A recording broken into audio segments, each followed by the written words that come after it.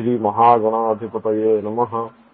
సదాశివసమారంభాం శంకరాచార్యమధ్యమాం అస్మదాచార్యపర్యంతాం వందే గురుపరంపరాం.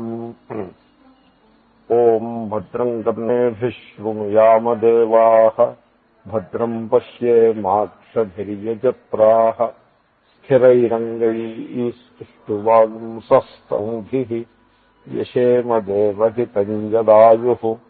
స్వస్తి న ఇంద్రో వృద్ధశ్రవాః స్వస్తి నః పూషా విశ్వవేదాః స్వస్తి నస్తార్క్ష్యో అరిష్టనేమిః స్వస్తి నో బృహస్పతిర్దధాతు. ఓం శాంతి శాంతి శాంతి. ద్వాసుపర్ణా సయుజా సఖాయా సమానం వృక్షం పరిషస్వజాతే తయోరన్యః పిప్పలం స్వాద్వత్తి అనశ్నన్నన్యః అభిచాకశీతి. సో ఇది మూడవ ముండకంలో ప్రథమ ఖండం. మొత్తం వేదానుశాసనం అయిపోయింది. చూడండి ఆయన ఎలా మాట్లాడారు. ఇది వేదానుశాసనం. మీకు తైత్రీయంలో గుర్తుందా, ఏష ఉపదేశ ఏషా వేదోపనిషత్ ఏతదనుశాసనం ఏవముపాసితవ్యం ఏవముచైతదుపాస్యం. అయిపోయిందంటే పాఠం అంతా అయిపోయింది. పాఠం అంతా అయిపోయి మళ్లీ మొదలు పెట్టారు ఇక్కడ. ఇదేమిటిది ద్వాసుపర్ణ అని మళ్ళీ ఇంకా 2 ఖండాలు ఉన్నాయి కదా అంటే దాని సందర్భం శంకరులు చక్కగా నిరూపిస్తారు. సందర్భం తెలుసుకుని ఆ తర్వాత మంత్రార్థం మనం తెలుసుకుంటే it will be the correct sequence. అందమ భాష్యం సంబంధ గ్రంథం. పరావిద్యోక్త యయా తదక్షరం పురుషాఖ్యం సత్యమధిగమ్యతే. అది విద్యలో 2 రకాలుగా ఉన్నాయని అపరావిద్య పరావిద్య అని చెప్పి అపరావిద్యని ప్రక్కన పెట్టి అపరావిద్య ఏమిటో లెక్కేసి దాన్ని ప్రక్కన పెట్టి, ఎందుకంటే ఆ పని చేయకపోతే వీడు ఏమనుకుంటాడంటే తను చదివిన చదువంతా కరెక్ట్ అనుకుంటాడు. కాబట్టి అది ప్రక్కన పెట్టాలి ముందు. నారదుడు సనత్ కుమారు దగ్గరికి వెళ్ళాడు. సో నాకు ఆత్మస్వరూపాన్ని బోధించమన్నాడు. ఎందుకంటే తరతి శోకం ఆత్మవిత్, ఆత్మవేత్త శోకమును తరిస్తాడు అని విన్నాడు ఈయన అక్కడ చాంద్రోగ్యంలో 7వ అధ్యాయంలో. సో ఆత్మస్వరూపం తెలుసుకున్నవాడు శోకాన్ని దాటివేస్తాడు. ఓకే, ఆత్మస్వరూపం ఏమిటో తెలుసుకోవడం కోసమని నేను వచ్చాను, మీరు నాకు ఆత్మజ్ఞానాన్ని బోధించండి అంటే ఆయన అంటాడు, నువ్వు చదివింది ఏమిటో నాకు చెప్పు, ఆ తర్వాత పై మాట నేను చెప్తాను సనత్ కుమార్. అంటే ఆయన నేను చదివిందా అని బయోడేటా ఉప్పుతాడు. ఆయన నిజంగా బయోడేటా చెప్తాడు, పెద్ద లిస్ట్ ఇస్తాడు. ఋగ్వేద సామవేద యజుర్వేదో సర్వణ వేద భూత విద్య నక్షత్ర విద్య గ్రహ విద్య మొత్తం ఈ లిస్ట్ అంతా చెప్పేస్తాడు. వాకోవాక్యం తర్కశాస్త్రం మీమాంసా శాస్త్రం కర్మకాండ ఇది అది చాలా లిస్ట్ ఉంది. ఇదంతా నేను చదివానంటే ఇదంతా నేను చదివానంటే శరత్ కుమార్ ఏమంటాడంటే చాలా లిస్ట్ అయిపోయింది పూర్తయిపోయింది. నామై వైతత్ అని చెప్తాడు. నువ్వు చదివిందంతా కూడా కేవలము నామ మాత్రమే. నామై వైతత్. నామ అంటే ఇట్ ఓన్లీ పాయింట్స్ అవుట్ రూప అండ్ హెన్స్ అన్రివర్. నామై వైతత్ అని అంటే ఏమిటనమాట, నీవు నీ యొక్క విజ్ఞానం ఏదైతే ఉందో దాన్ని ప్రక్కన పెట్టుకుంది. సో పరావిద్యోక్త అపరావిద్యని లెక్కవేసి దాన్ని ప్రక్కన పెట్టి, నీకు అపరావిద్య వల్ల సంసారం దొరుకుతుందే కానీ, సంసారం దొరుకుతుందంటే గాలి మూట కట్టడం లాంటిది. సంసారం దొరకడం అంటే గాలి మూట కట్టినట్టే. ఏముందండి, చాలా భాగవతంలో ఇలాంటి విషయాలు వైరాగ్యాన్ని కొంచెం కరాఖండిగా చెప్తూ ఉంటారు. భాగవతం యొక్క లక్షణం అలాంటిది. సో పుత్రం నిహృత్య పితరం జిజీవిషతి అనో వాక్యం ఉంటుంది ఏకాదశి స్కంధంలో. ఓ యజమాని ఉంటాడు, చాలా కొంచెం భాగవతం ఉంటే ఇలాగే ఉంటుంది. ఆ యజమానికి తండ్రి ఉంటాడు, కొడుకు ఉంటాడు. గృహస్థులు అంటే అలాగే తండ్రి కొడుకు మరి అలా ఉంటారు కదండి.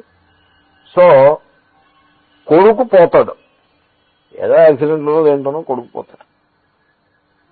కొడుకు పోతే వీడు కొడుకుకి కర్మ చేసి వస్తాడు, శ్మశానంలో దగ్ధం చేసి వచ్చి పితరంజి జీవిషతి. తండ్రి ఉంటాడు కదా, ఇప్పుడే కొడుకు స్వర్గానికి చేరుకున్నాడు, కర్మాది చేసి వస్తున్నాడు, కానీ మా తండ్రి చిరకాలం మాతోటి జీవించి ఉండాలి అని కోరుకుంటాడు. హౌ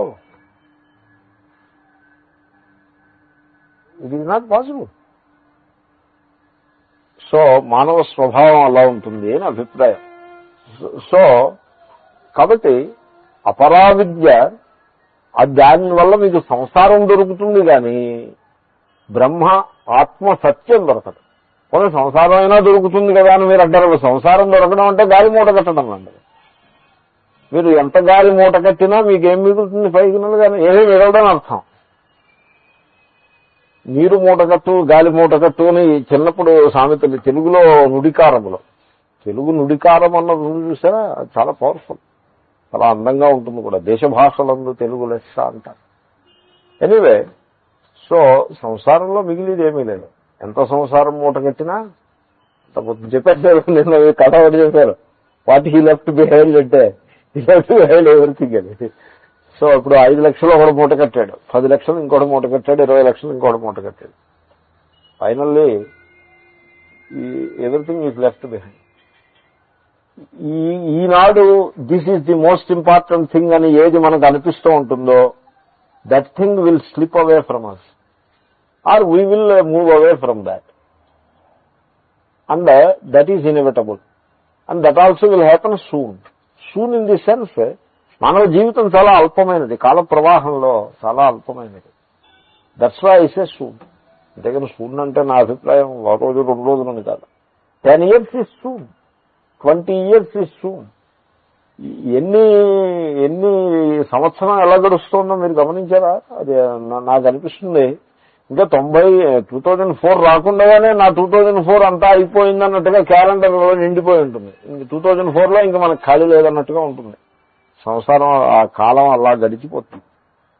సో ఫాస్ట్, అతి గంభీరమైన వేగాంతో కాలం ముందుకు వెళ్ళిపోతూ ఉంటుంది. దాన్ని ఎవరో ఆపలేరు, కాలాన్ని ఆపలేరు. దాని యొక్క వేగమునకు అలా కొట్టుకుపోవడమే తప్పించి దాన్ని ఆపడం కానీ దాన్ని స్లో చేయటం కానీ అసలు ప్రసక్తే లేదు. ఆ కాల వేగంలో మనము చాలా ముఖ్యమైనవి, చాలా ప్రీతికరములైనవి మనకి ఉంటే కానీ మనం లేవని ఏవైతే అనుకుంటామో అవన్నీ కూడా చేయజారిపోతాయి, ఏది మిగిలేదు కాదు. కాబట్టి అపరావిద్య ఉన్నదే, అది that is not going to give anything substantial. పరావిద్య యయా తదక్షరం సత్యం అధిగమ్యతే.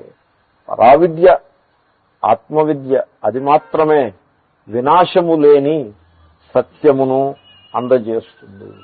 పురుషాఖ్యం, పురుష అని కూడా పేరు దీంట్లోనే వచ్చింది. సో పురుష అంటే పూర్ణ, అపూర్ణమైన తత్వాన్ని, ఆత్మస్వరూపాన్ని ఆ పరావిద్య మాత్రమే అందజేస్తుంది. ఆ పరావిద్యని చెప్పడం అయింది అంటున్నారు. పరావిద్య ఉక్త. ఓకే. యదధిగమే హృదయ గ్రంథ్యాది సంసార కారణస్య ఆత్యంతిక వినాశ స్యాత్. యదధిగమే, ఏ పరావిద్యని పొందగా, ఆ పరావిద్యని మీరు తెలుసుకున్న నాడు, సో హృదయ గ్రంథి, హృదయంలో ఉండేటువంటి అజ్ఞానము, అదే సంసార కారణం. సంసారానికి కారణము, సంసారం అంటే దుఃఖ ప్రవాహం. సో అంటే సంసారం అంటే ఎంత సంపాదించినా, ఎన్ని ఘనకార్యాలు చేసినా, ఎన్ని గొప్ప గొప్ప కార్యాలని, పనులని జీవితంలో నిర్వర్తించినా వీడు అపూర్ణుడుగానే మిగిలిపోతాడు. అదే సంసారం. చాలా పాజిటివ్ గా మనకి అది కనపడుతూ ఉంటుంది. He remains very much incomplete, insecure and wanting person. పెద్ద ఉద్యోగాలు, పెద్ద పెద్ద ఉద్యోగాలు చేస్తాడు, పెద్ద ధనాన్ని సంపాదిస్తాడు, పెద్ద కీర్తి ప్రతిష్టలు సంపాదిస్తాడు. And insecure, wanting, unsure person కింద మిగిలిపోతాడు. అయితే ఈశ్వరుని అనుగ్రహం వల్ల వాడు చేసుకున్న పుణ్యం బాగుంటే, ఎప్పుడైనా గీత ఉపనిషత్ మొదలైనటువంటి ప్రసంగాల్ని వింటే ఆత్మస్వరూపంలోకి తొంగి చూచటము, ఆ అంతర్ముఖత్వాన్ని అలవాటు చేసుకుంటే ఆ హృదయ గ్రంథి, మొన్న ఒక అతను టీవీలో చెప్తున్నాడు, is a very much world person, కానీ ఎవరో అడుగుతున్నారు, is a business man, very successful business man, ఈ మస్ట్ బి, అదర్వైజ్ వీళ్ళు ఎందుకు వెళ్ళి ఇంటర్వ్యూ చేస్తారు, ఎవరో సక్సెస్ఫుల్ అయితేనే వాళ్ళు ఇంటర్వ్యూ చేస్తారు. సో ఆయన వీళ్ళు అడుగుతారు, how do you face the situation అనేది అడుగుతారు.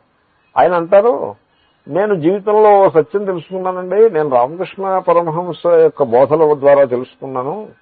అదేమిటంటే మనం కోరికల్ని ఎక్కువ పెట్టుకుంటే మంచిది కాదని తెలుసుకున్నాను. అది తెలుసుకున్నప్పటి నుంచి నా దగ్గర కోరికలు తెచ్చుకోవడానికి కావాల్సినంత ధనం ఉంది, బట్ స్టిల్ కోరికల్ని మనం మినిమం పెట్టుకోవాలి, కానీ అసలు పెట్టుకోకూడదని శాస్త్రం చెప్తోంది. అది పోలేండి, అసలు ఆ మాట అన్నాడు కదా అతను, దానికి సంతోషించాలి. కోరికల్ని మినిమం పెట్టుకోవాలండి, కోరికల్ని ఎక్కువ పెట్టుకోకూడదు. తద్వారా మనస్సుకు ఒక అద్భుతమైన శాంతి లభిస్తుంది, ప్రసన్నమైన మనస్సులో ఆరోగ్యం బాగుంటుంది, మనం జీవితం గురించి ఒక చక్కటి అవగాహన మనకు ఏర్పడుతుంది, మనం ప్రాపర్ పర్స్పెక్టివ్ లో జీవితాన్ని చూడగలుగుతాము. ఈ సత్యాన్ని నేను రామకృష్ణ మిషన్కి ఎప్పుడో వెళ్ళినప్పుడు తెలుసుకున్నాను, దీన్ని ఆచరించే ప్రయత్నం చేస్తున్నాను అని అన్నాడు ఒక పెద్ద బిజినెస్ మ్యాన్. ఎంత పుణ్యం చేసుకుంటే ఈ మాటలు అతని బుర్రకెక్కాయని నాకు అనిపించింది. I was very very happy. ఎంతో పుణ్యం చేసుకునే ఉండాలి ఆ రకమైన అనగలిగేదంటే, ఓ మాట అనగలిగేదంటే 10 మాటలు వీని ఉండాలి. ఆ మాట ఎవరో మహాత్ములతోటి సంసర్గం చేయబట్టి అంత మాట అనగలిగాడు. He's blessed. ఎందుకంటే ఆ ఆత్మ, ఆ హృదయ గ్రంథి ధనం ఒప్పలేదు ఆ గ్రంథిని, ధనమే ఆ గ్రంథి. ధనము ఆ గ్రంథిని, జ్ఞానం లేని చోట ధనము చేసే హాని ఇంత అంతట. అంచేతే ముందు సరస్వతిని తర్వాత లక్ష్మిని ప్రార్థించాలి. ముందు లక్ష్మి తర్వాత సరస్వతి కాదు. ఎందుకంటే తీరా లక్ష్మి ప్రార్థించగానే వచ్చేస్తుంది, సరస్వతి కొంచెం బెట్టు చేస్తుంది. కాబట్టి సరస్వతి లేకుండా లక్ష్మి వచ్చేసింది అనుకోండి, వీడి జీవితము అది తాడు తెగిపోయిన గాలిపటం అయిపోతుంది. ముందు సరస్వతి వచ్చి లక్ష్మి వచ్చేది అనుకోండి, క్లీన్ గా ఉంటుంది లైఫ్. ఆ సద్వినియోగం అయిపోతుంది, దానివల్ల 10 మందికి ఉపకారం జరుగుతుంది, వాడు సుఖపడతాడు, 10 మందికి సుఖపెట్టగలుగుతాడు, ఫ్యామిలీకి సుఖపెట్టగలుగుతాడు. కాబట్టి సరస్వతి లక్ష్మి ఆ వరుసలోనే రావాలి. కనుక ఈ ఆత్మస్వరూపాన్ని తెలుసుకున్నట్లయితే హృదయ గ్రంథి మొదలైనటువంటి సంసార కారణము, మొదలైన అంటే ఏమిటి, అజ్ఞానము హృదయ గ్రంథి, కామన, కర్మ. కామన బేసిస్ గా ఉండి కర్మ. మీరు ఎప్పుడైనా నేను ఈ కర్మ చేస్తున్నాను, దీనికి కామన బేసిస్ కాదని మీరు అనగలిగితే ఆ కర్మ మిమ్మల్ని ఆత్మజ్ఞానం వైపు తీసుకుపోయి ఇదే కానీ అది బంధించేది కానే కాదు. ఈ యాజ్ సింపుల్ యాజ్ దట్. మొత్తం కర్మయోగాన్ని ఎంత కన్ఫ్యూజ్ చేసి పెట్టాలో అంత కన్ఫ్యూజ్ చేయొచ్చు, ఎంత సింపుల్ గా చెప్పాలో అంత సింపుల్ గానే చెప్పచ్చు. మీరు కర్మ చేయకుండా మీరు ఎలాగూ ఉండలేరు, కానీ మీరు చేసి కర్మ ఇది నేను నిష్కామంగా చేస్తున్నాను, దీంట్లో స్వార్థ చింతన లేని కర్మ అని మీరు అనుకుంటే చాలు. You need not prove it to anybody. స్వార్థ చింతన లేని కర్మ అయితే ఆ కర్మ మిమ్మల్ని ఉద్ధరించే కర్మే కానీ దాన్ని బంధించే కర్మ కానే కాదు. కాబట్టి మేము కర్మను అన్నప్పుడు అవిద్య కామ కర్మ అంటాం. అవి అజ్ఞానము, కామన, కర్మ. ఆ కామన మీద బేస్ అయిన కర్మ, దట్ ఈస్ ది హృదయ గ్రంథి. ఆ హృదయ గ్రంథి ఏదైతే ఉందో అది కామన మొదలైనవి, ఇది సంసార కారణము. అది ఆత్మజ్ఞానము చేత పూర్తిగా వినాశాన్ని పొందుతుంది. ఆత్యంతిక వినాశ.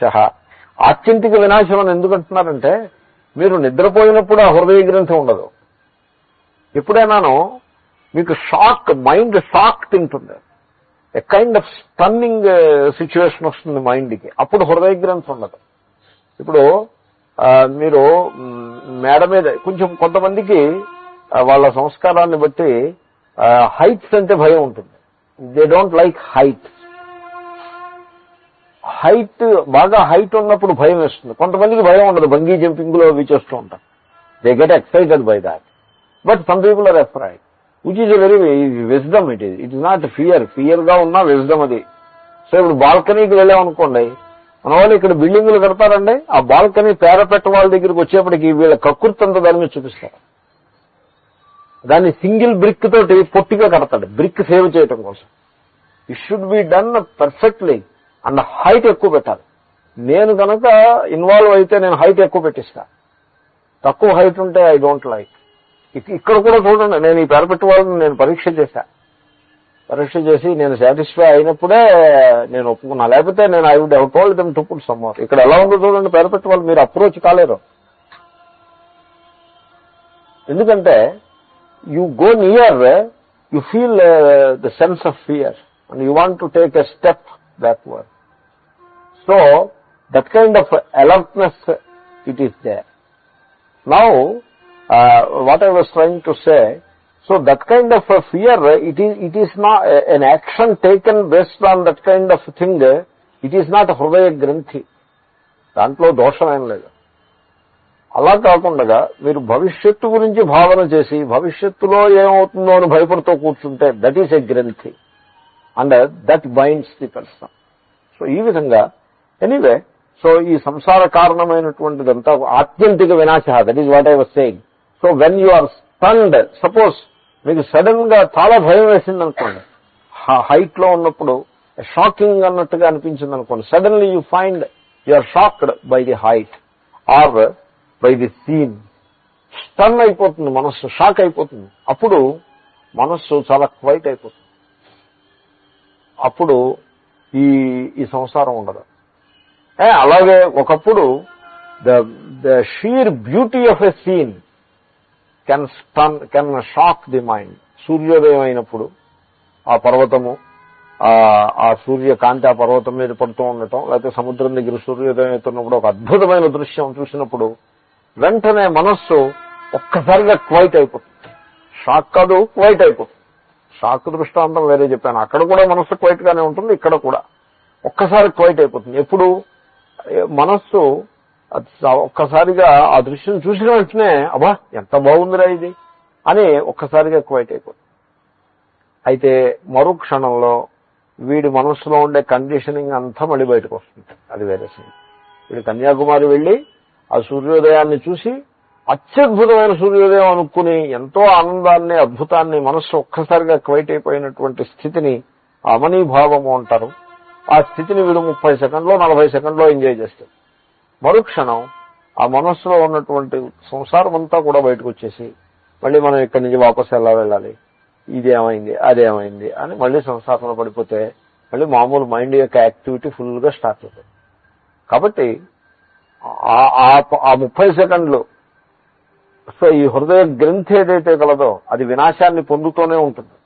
కానీ ఇక్కడ వీఆర్ నౌ టాకింగ్ ఆఫ్ ఆత్యంతిక వినాశ. హృదయ గ్రంథి సంపూర్ణంగా వినాశం చెందాలి. ఎలాగో తెలుసునండి, అంటే మనస్సు యాక్టివ్గా లేనప్పుడు ఎలాగో కామన ఇవి ఎలాగూ లేవు, సంసారం ఎలాగూ లేదు. మనస్సు యాక్టివ్గా ఉన్నప్పుడు కూడా, మనస్సులో సంకల్పాలు పుడుతున్నప్పుడు, ఇంద్రియాలన్నీ పనిచేస్తున్నప్పుడు, పదార్థములు సకల జగత్తు రిజిస్టర్ అవుతున్నప్పుడు మైండ్లో, yet you could clearly see the futility of the all of it. అలాగని మీరు ప్రతిజ్ఞ చేస్తూ ఉండక్కర్లేదు. అసలు దిస్ ఇస్ ఆల్ వేస్ట్, ఇదంతా మిథ్య, ఇదంతా జ్ఞానం, అలాగే అనక్కర్లేదు. దేన్ని నిరాకరించాల్సిన పని లేదు. ఇప్పటికే వైరాగ్యం కోసం అలా పాఠంలో చెప్పినా వాస్తవంలో అక్కడ ఉన్నది బ్రహ్మతత్వములు ఒకటి లేనే లేదు. కాబట్టి మీరు సంసారాన్ని భేద దృష్టితో చూస్తున్నంతసేపు ఇదంతా మిథ్యా, అజ్ఞానం, భేద దృష్టి తప్పు, దీన్ని తిరస్కరించండి అని చెప్తారు. మీరు భేద దృష్టి మిథ్యా అనే సత్యాన్ని మీరు అవగాహన చేసేసుకుని ఆ భేద దృష్టికి అంతర్లీనంగా ఉండే ఈశ్వర స్వరూపాన్ని దర్శించడం చేతనైతే ఇంకా దీంట్లో నిరాకరించాల్సింది, తిరస్కరించాల్సింది ఏమీ లేనే లేదు. డైటింగ్ చేతగాని వాడు, జిఫ్ఫా చాపల్యం గలవాడు బఫేలకు వెళ్ళకూడదు. వాడు బఫేకి దూరంగా ఉండాలి. ఎందుకంటే అక్కడికి వెళ్తే లొంగిపోతాడు. వేరే జిఫ్ఫా చాపల్యం లేనివాడు తనకి ఎంత కావాలో, తనకేం కావాలో స్పష్టమైన అవగాహన ఉంది, దాన్నే తీసుకునేవాడు ఉన్నాడే, వాడు ఎక్కడికి వెళ్ళినా పర్లేదు. వాడు బఫేకి వెళ్ళినా పర్లేదు, ఇంట్లో కూర్చున్నా పర్లేదు. అలాగే ఆత్మస్వరూప నిష్ఠ గలవాడు జగత్తుకు సంబంధించిన వ్యవహారాల్లో ప్రవర్తిస్తున్నట్లు కనబడ్డా వాస్తవంగా తామరాకు మీద అది నీటి మీద తామరాకు వలె అసంగంగానే ఉండిపోతాడు. కాబట్టి అటువంటి ఆత్యంతిక వినాశము, అదే ఆత్యంతిక వినాశం.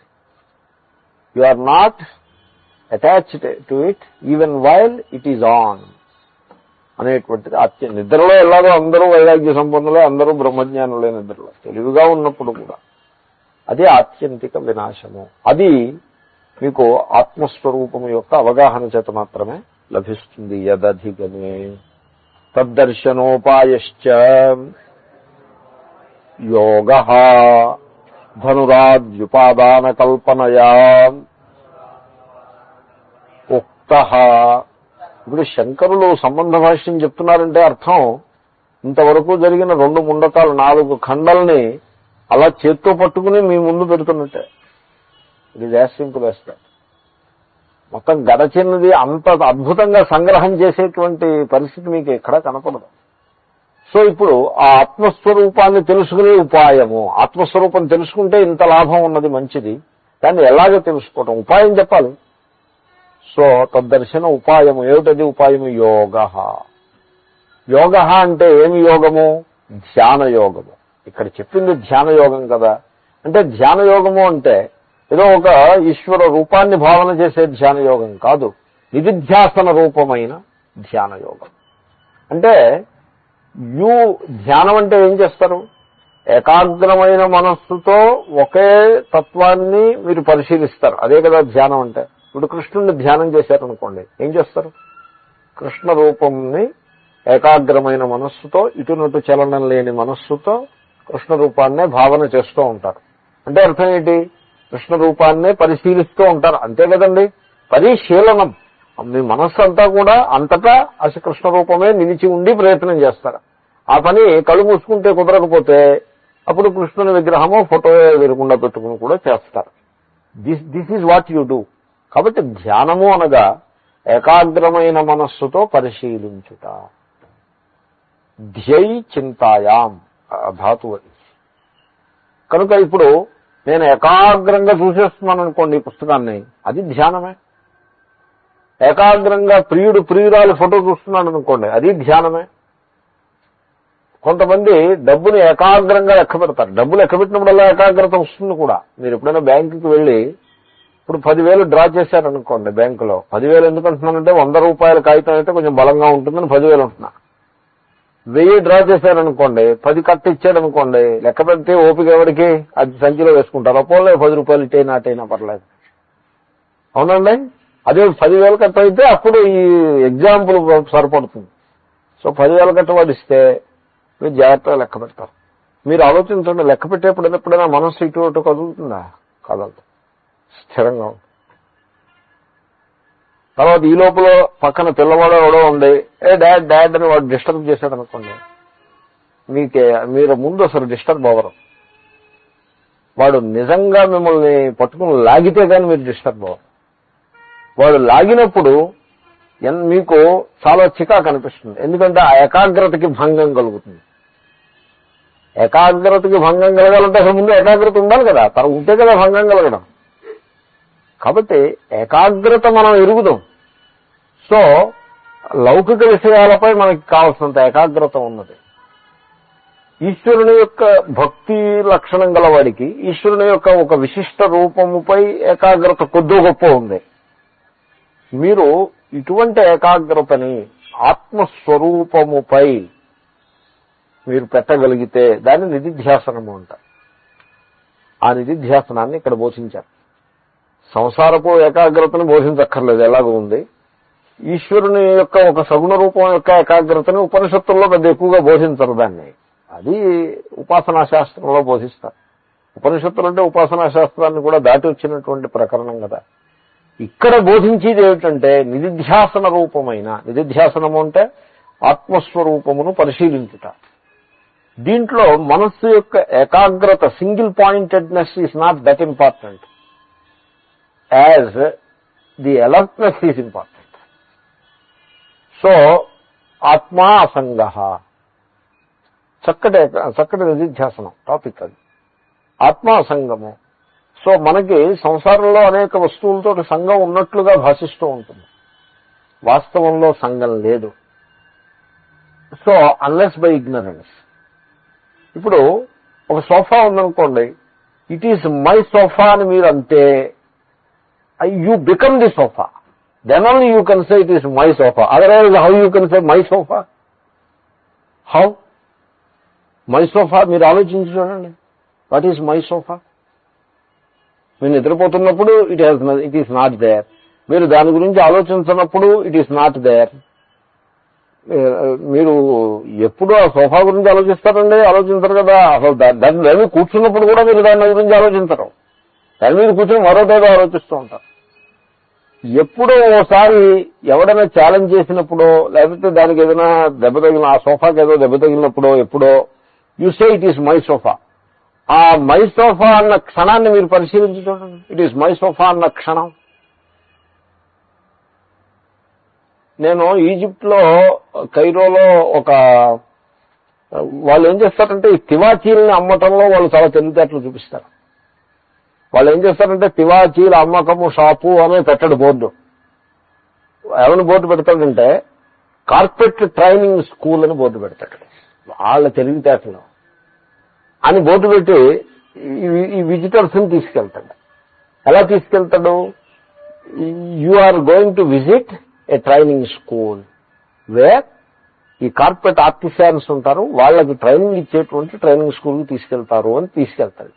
నేను అనుకున్నాను ఇది చాలా బాగుందే, ఈ ట్రైనింగ్ ఎలా ఇస్తారో చూద్దామని నేను అనుకున్నా. అక్కడ ట్రైనింగ్ స్కూలు కాదు, ఏం కాదు, ఊరికే మొట్టమొదటి ఊరికే 1-2 అక్కడ కార్పెట్లు తయారు చేసిన సందర్భం చూపిస్తాడు.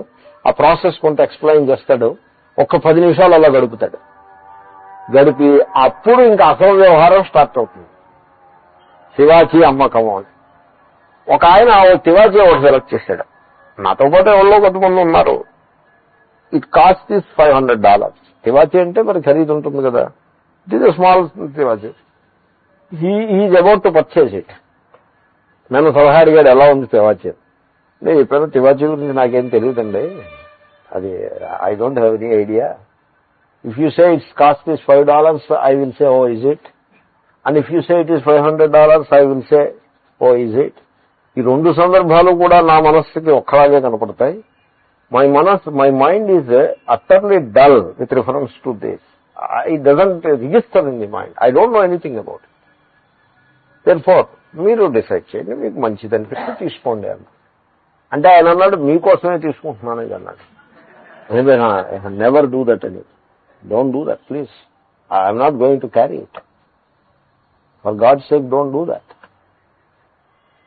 అది కాదు, మీరు కూర్చుని దాని మీద జపం చేసుకోవచ్చు. That is exactly what I'm not going to do. ఎందుకంటే $500 తివాచీ మీద కూర్చుని జపం చేసుకోవడం ప్రారంభిస్తే ఇట్ ఈస్ మై కార్పెట్. $500 కాదండి బాబు, $500 మర్చిపోయాను. నేను జపం మనకి జపం చేసుకుందుకు దర్భాసనం రికమెండ్ చేశారు. లేకపోతే నేనేదో ఆసనం పెట్టుకుంటాను. అసలు నేను ఆసనం మీద మాల మీద నేను I don't want to have a commitment. It is my Mala, it is my ఆసనం అనే కమిట్మెంట్ కూడా ఐ వాంట్ టు ఓవర్కమ్. ఇప్పుడు ఇది ఒక పెద్ద ఆటంకం కింద తయారవుతుంది. దీని మీద కూర్చుని నేనేమో జపం చేయాలంటే no way. So when you say it is my sofa, you become that sofa. You think about it. ఆ మూమెంట్ గురించి మీరు ఆలోచించండి. In that moment when you say my sofa with in your mind there are 2 things. ఏమిటి ఉన్నది? Sofa ఉంది. Sofa mind లో ఉండదు కదండి. మైండ్ లో లేకపోతే బయట ఉన్నది సోఫా కానే కాదు, మైండ్ లో ఉన్నదే సోఫా. అండ్ దెన్ మైండ్ లో ఇంకేముంది? ఐ అనే ఈగో ఉంది. Now what is the distance between the ego and the sofa in the mind? There is no distance. There is no distance. So when you say my sofa, you become the sofa. And so అది సంగము అంటే attachment. Is it real? Is it standing? స్థాయిగా ఉంటుందండి attachment. అది ఎంత అది అలా మెరుపులా వచ్చిపోతుంది. సో అది బుడగ పుట్టింది పోయింది అన్నట్టుగా ఉంటుంది అటాచ్మెంట్. మీరు మై సోఫా అని ఎంతసేపు అనుకోగలుగుతారు? ఓ క్షణం అనుకుంటే గొప్ప, మరుక్షణంలో ఈ సోఫా సంగతి మరిచిపోయి మరోగా పనిలో పడిపోతారు. కాబట్టి అటాచ్మెంట్ అనేది లేదు అసలు మన మనస్సులో, మన స్వరూపంలో అటాచ్మెంట్ లేదు. మనస్సులో అటాచ్మెంట్, మన స్వరూపంలో దెర్ ఇస్ నో అటాచ్మెంట్. కానీ ఏ అటాచ్మెంట్లన్నీ వదులుకోవడం కష్టం అండి, అంత గమ్మున మేము ఎలా వదులుకోగలుగుతామండి. అరే లేదనే సత్యం తెలుసుకోవాల్సింది పోయి ఎలా వదులుకోవాలని ప్రొటెస్ట్ చేస్తూ కూర్చుంటే అది ఎప్పటికీ పోతుంది, అలాగే ఉంటుంది. There is no attachment. కాబట్టి ఆత్మ అసంగ, ఆత్మయందు ఏ రకమైన సంగము లేదు. ఈ సత్యాన్ని you have to discover. Physics కి సంబంధించిన సత్యాన్ని డిస్కవర్ చేయటం లాంటిదే ఇది కూడా, maybe even greater. You have to discover. ఈ సత్యాన్ని డిస్కవర్ చేయాలి. డిస్కవర్ చేయాలంటే మీరు ప్రపంచంలో అస్తమానం చూస్తూ ప్రపంచ వ్యవహారాల్లో తలమునకలైపోతూ అవే సత్యం అనుకుంటూ ఉంటే ఈ సత్యం ఎలా డిస్కవర్ అవుతుంది? వీటికి దానికి ఆపోజిట్ కాలేదు. ఇది చీకట్లో ఉండి వెలుతురు గురించి తెలుసుకోవాలంటే ఎలా కుదురుతుంది?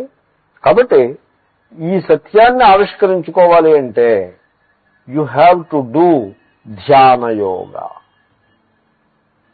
You have to look in to the structure of your mind with the help of teaching and all that. You can take the help. Teaching will help you. I tell you, teaching will not replace or substitute the effort or the nididhyasana on your part. Teaching annadi, you should not make teaching a prop. Teaching in a prop kanda chesu, it is margadarshana ante. Finally, Atmaye Sadguru. So, teaching యొక్క సహాయం తీసుకుంటారు, మార్గదర్శనం తీసుకుంటారు. You have to travel. Journey has to be done by you. మీరు ఈ లోకంలో ఈ లక్షణం ఉంటుంది ఏంటంటే, మనం చేయాల్సిన ప్రయత్నం ఇంకొకటి చేయించే ప్రయత్నం. ఈ లక్షణం ప్రతినిధిని పెట్టడం. ఈ ప్రతినిధి అన్నది కర్మలో కుదురుతుంది, కానీ ఇంచుమించు భక్తిలోనో జ్ఞానంలోనో దేర్ ఇస్ నో ప్రతినిధి. ప్రతినిధి అంటే కర్మలో కుదురుతుంది. ప్రతినిధి అంటే సబ్స్టిట్యూట్. ఈ surrogate kind of thing is not possible in భక్తి అండ్ జ్ఞానం. ఇన్ భక్తి అండ్ జ్ఞానం you have to discover for your self. కాబట్టి ఆ విధంగా you have to stay with in your self. Look with in, search with in, look at your self, look at your mind, observe your mind. Don't judge the mind, don't condemn yourself. నేను అయోగ్యుణ్ణి, నేను చేతగాని వాడిని, నేను dull పర్సన్ని, నేను అజ్ఞానిని. Don't say all these things. ఇదంతా wrong. You are none of those things. You are Brahman. But keep that aside. Brahman subject to realisation అలాంటి you look at yourself objectively. So దానికి అదే యోగము. తద్దర్శనోపాయ యోగ.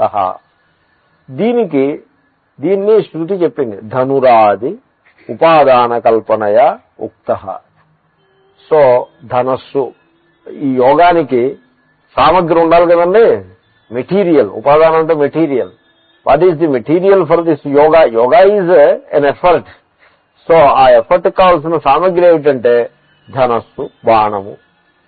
సో ధనస్సు అంటే ఓంకారము, బాణము అంటే నేను, పరిచ్ఛిన్న జీవభావన. సో ఆ ఓంకారం మీద జీవభావాన్ని ఎక్కించాలి. అంటే కూర్చుని ఓం అనాలని అర్థం. కూర్చుని ఓం అనేది ఎవడు? జీవుడేగా. జీవభావన ఎక్కడి నుంచి కొత్తగా తెచ్చుకోకర్లేదు కదా. ఓం అని అంటుంటే మనస్సులో ఓం అని ఇటొచ్చి ఓం అని అనేప్పుడు ఒక్క పిసరు జాగరూకంగా అప్రమత్తస్తదా భవతి. మీరు చదివారు కదా, అప్రమత్తేన వేద్ధవ్యం. అప్రమత్తస్తదా భవతి అన్నది కఠోపనిషత్తు. ఇక్కడ అప్రమత్తేన వేద్ధవ్యం. కొంచెం అప్రమత్తంగా ఉండాలి. ఏమిటా అప్రమత్తత అంటే, మీరు ఓం అని అంటూనే ఉంటారు, మనస్సు సంసారపు సంగతులని సంధ్యావనం చేస్తున్నాడు ఒక ఆయన. ఈ లోపల ఈ నేతి గిన్నెలో చెంచా ఒకటి ఉంటుంది, చెంచా, చిన్న చెంచా. ఆ చెంచానికి కాకెత్తుకుపోతుంది. కాకెత్తుకుపోతుంటే ఈయన ఏం చేశాడంటే, ఈ సంధ్యావనం పాత్ర ఇదన్నీ కూడా ఆ కాకిని తోలే హడావిడిలో ఈ అర్ఘ్యప్రదానం ఇవ్వాల్సిన నీళ్లు, చేతిలో ఉన్న నీళ్లు ఇవన్నీ కూడా పారిపోసి ఆ కాకిని తోలే హడావిడిలో కాకిని తోలాడు. మొత్తానికి తేల్చింది ఏమిటంటే, చేస్తున్నది సంధ్యావందనం. ఫైనల్ గా he ended up driving away the crow. అది అలాగే ఉండొద్దు అంతే. అంటే ఒకప్పుడు ఆ చెంచా రక్షించుకోవడం మంచిదే, ఒక అర్ఘ్యప్రదాలు సూర్య భగవానుడికి కింద wait. But still the alertness should be that నేను ఓం అని అంటూనే ఉంటాను, ఇంట్లో వ్యవహారాలు చూస్తూనే మాట్లాడుతూనే ఓం ఓం ఏమిటి కాఫీ ఎంతవరకు వచ్చింది అలా మధ్యలో అలా వద్దు చేసి గంటసేపు నేను ఓంకారం జపం చేస్తానంటే అవ్వదు. గంటసేపు ఎక్కడ అవుతుంది, పావు గంట అయ్యేప్పటికి ఒక కప్పు కాఫీ తాగాలనిపిస్తుంది. గంటసేపు వద్దు, 10 నిమిషాలు 15 నిమిషాలు ఒక డిసిప్లిన్ కింద పెట్టుకుని అది ఖచ్చితంగా పొద్దున్న సాయంకాలం అనే అక్కర్లేదు, ఎలాగైనా మొత్తానికి ఓంకార ధ్యానాన్ని. అయితే గృహస్థుల దగ్గరికి వచ్చేప్పటికీ ఓంకి ఏదో మంత్రం జోడించటం, ఈ కథంతా నేను చెప్పిందే. సో ఇదంతా కూడా అక్కడ కల్పన చేసి, కల్పన వివక్షితం కాదు, ధనస్సుని అవన్నీ అదంతా కల్పన, ఇదిగే ఒక మోడల్ కింద చెప్పారు కానీ మోడల్ని పట్టు కూర్చోవడం కాదు. So all this was discussed. అథేదానీ తత్సహకారీణి సత్యాది సాధనాని వక్తవ్యానీతి తదర్థముత్తరారంభ. అయిపోయింది, మొత్తం శాస్త్రం యొక్క ప్రమేయం అంతా వచ్చేసింది, సబ్జెక్ట్ అంతా వచ్చేసింది. పరావిద్య చెప్పాం, పరావిద్య యొక్క లక్షణం చెప్పాం, దాన్ని పొందే ఉపాయం, తద్దర్శనోపాయం, యోగం అంతా వచ్చేసింది, ఇంకేం మిగలలేదు. మరి ఇంకేమిటి ఇప్పుడు? అథ ఇదానీ, ఇప్పుడు ఆ తర్వాత ఇప్పుడు ఏం చెప్తున్నారు అంటే సహకారి సాధనాలు చెప్తున్నారు. ఒక యోగంలో, ఒక అభ్యాసంలో ఇంట్రిన్సిక్ గా ప్రవేశించవు, చుట్టుపక్కల ఉంటాయి. సహా కరోతి, ఇంట్రిన్సిక్ గా ప్రవేశించవు, చుట్టుపక్కల ఉండి కొంచెం ఉపకారం చేస్తాయి. అది సహకారి సాధనం అవసరం. మీరు ఆత్మస్వరూప జ్ఞానం పొందేయాలి అంటే లైఫ్ స్టైల్ కొంచెం క్లీన్ గా ఉండాలి. ఆ సహకారి సాధనాలు, ఉదాహరణకి సత్యం పలకాలండి, అసత్యం పలకూడదు. అబద్ధాలు చెప్తూ ఆత్మజ్ఞానం అంటే ఎక్కడ కుదురుతుంది? So it doesn't work, fail అయిపోతుంది.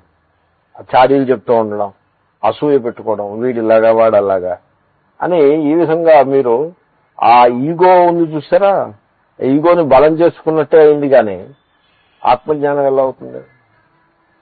ఈగోని పుష్టి చేసే ప్రయత్నం ఏదైనా కూడా ఆత్మజ్ఞానానికి విరోధి. సో ఈగోని పుష్టి చేసే పని ఏదైనా కూడా జ్ఞాన విరుద్ధమే. కనుక ఇప్పుడు అసత్యం పలికారనుకోండి, ఎందుకు అసత్యం ఎందుకు పలకాల్సి వచ్చింది? That is how ego functions. Ego యొక్క ఆ పనిచేసే తీరుతెన్నులు ఉన్నాయి. అహంకారం ఎలా పనిచేస్తుందంటే ఇలాగ మీ చేత అసత్యం పలికించేది అహంకారమే. అహంకారం ఏమని చెప్తుందంటే నువ్వు ఇక్కడ సత్యం చెప్పకు, అసత్యం చెప్పు అని చెప్పిస్తుంది. అలాగే అసూయని క్రియేట్ చేసేది అహంకారమే. ఎందుకంటే కంపారిజన్ చేయటం అనే దానికి అలవాటు పడి ఉంటుంది అహంకారం. కంపేర్ చేసి వెంటనే అసూయని అహంకారమే. కాబట్టి ఈ విధంగా ఈ దోషాలు ఏవైతే ఉన్నాయో వీటినన్నింటినీ మనం ఏదీ విడిచిపెట్టకూడదు, అవన్నీ భద్రంగా అట్టబెట్టుకోవాలి. ఎందుకంటే విడిచిపెట్టడం కష్టం, వాటిని విడిచిపెట్టడం చాలా కష్టం. అసలు కష్టం అంతా అక్కడే ఉంది. కాబట్టి వీడు ఏమంటాడంటే నేను అవేమి విడిచిపెట్టను, అవి నేను అట్టి పెట్టుకుంటాను అంటాడు. అవి అట్టి పెట్టుకుని నాకు ఆత్మజ్ఞానం కూడా కావాలి. మీరు ఇక్కడ చెప్పబోయే సాధనాలు వస్తాయి. ఇక్కడేంటి అన్ని ఉపనిషత్తుల్లో గీతలో సాధనాలు చెప్తూ ఉంటారు. ఈ సాధనములు అన్నీ కూడా ఏ టు జీ ఈగోని న్యూట్రలైజ్ చేయడానికి సహకరించే సాధనాలు. ఎప్పుడైతే ఈగో న్యూట్రలైజ్ అయిందో, మీరు యోగా మొదలు పెడితే, ఓంకార ధ్యానం కానీ ఏ ధ్యానం కానీ మొదలు పెడితే తక్కువని అలాగా అది అలా it just falls in place, అలా స్లాట్ లో పడుతుంది చూడండి, అలా పడుతుంది. కాబట్టి సహకారి సాధనాలు చాలా అవసరం. వక్తవ్యాన్ని అవి చెప్పి తీరాలి, చెప్పకపోతే సాధకులకి దారి చూపించిన వాళ్ళ అవ్వము. ఇది తదర్థం ఉత్తరారంభ. ఆ సత్యాది సహకారి సాధనాలు చెప్పడం కోసం ఉత్తరారంభ, ఉత్తర గ్రంథస్య ఆరంభ, రాబోయే గ్రంథము ఆరంభింపబడుతోంది. తర్వాత ప్రాధాన్యేన తత్వనిర్ధారణంచ ప్రకారాంతరేణ క్రియతే. అయితే సరే సత్యాది సాధనాలు చెప్పండి, సత్యం గురించి మొదలుపెట్టి చెప్పండి, మళ్ళీ ద్వాసుపర్ణ ఏమిటిది అంటే అలా కాదు. ప్రాధాన్యేన తత్వనిర్ధారణం కృతం ప్రకారాంతరేణ క్రియతే. ప్రధానమైన పద్ధతిలో తత్వనిర్ధారణం చేయటం అయిపోయింది. బ్రహ్మవేదం అమృతం పురస్తాత్, తర్వాత ఆత్మాచ బ్రహ్మ అంతా అయిపోయింది. అయితే దీన్నే ఒక పొయటిక్ స్టైల్లో ప్రకారాంతరేణ, ఆ తత్వాన్నే ఒక పొయిటిక్ స్టైల్లో ఓ చెట్టు, రెండు పక్షులు, ఆ రెండు పక్షుల మధ్య ఉండే పరస్పర సంబంధం, ఆ జర్నీ, ఇది అది ఒక పొయిటిక్ స్టైల్లో ఆ తత్వాన్ని ఒక్కసారి పరామర్శ చేసి వెంటనే ఆ రెండు మంత్రాల్లోనో మూడు మంత్రాల్లోనో ఈ తత్వ పరామర్శ ఉంటుంది. ఇంకేముంది, మూడు మంత్రాలు అవగానే నాలుగో మంత్రం నుంచే సత్యాది సాధన విచారం ఆరంభమవుతుంది. కాబట్టి సత్యాది సాధన విచారమే ఈ రాబోయే రెండు ఖండాల్లో ప్రధానమైన అంశం. తత్వ నిర్ధారణం కూడా యథోచితంగా స్పృశిస్తూ, ఎందుకంటే ఆ తత్వం కోసమే ఈ సాధనాలు ఉన్నాయి కనుక దాన్ని కూడా కొంచెం పద్ధతి మార్చి గుర్తు చేస్తూ చెప్తారు. ఓం పూర్ణమదః పూర్ణమిదం పూర్ణాత్ పూర్ణముదచ్యతే పూర్ణస్య పూర్ణమాదాయ పూర్ణమేవావశిష్యతే.